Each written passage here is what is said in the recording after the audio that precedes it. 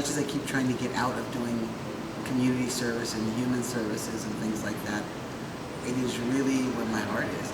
There is nothing that makes me want to get out of bed in the morning more than really tending to the needs, both practical and spiritual, of my community. I don't know that I could live without doing that. I think I would say about LJ is that consistently from the second I met him, he was always working on issues that really impacted those that were, on the margins and who were struggling and were, perhaps feeling powerless. In the early days of the AIDS epidemic, there were very few trans masculine people of color who were doing the work. And so I think he brought the wisdom of women's rights, lesbian issues, trans masculine issues, and trans masculine people of color issues to the work of HIV/AIDS. He starts things, right?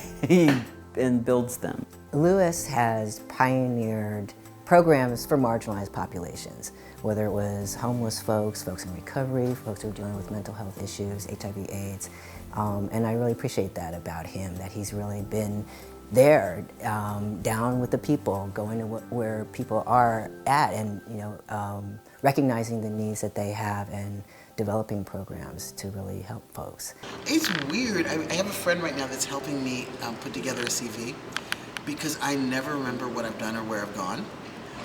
And so, I need someone else to kind of go back and figure out what I did, because when I do it, it's done and I just move on to the next thing. There is such a long list of things that he's done, and starting out with being one of the first trans people on the National Gay and Lesbian Task Force, starting up the first women's shelter in San Francisco that still exists today, that welcomes transgender women. He had founded Legata, which was a queer African-American political group. It's even less about me and who I am, but really about what a positive image can do to someone who is just looking to see themselves reflected positively somewhere.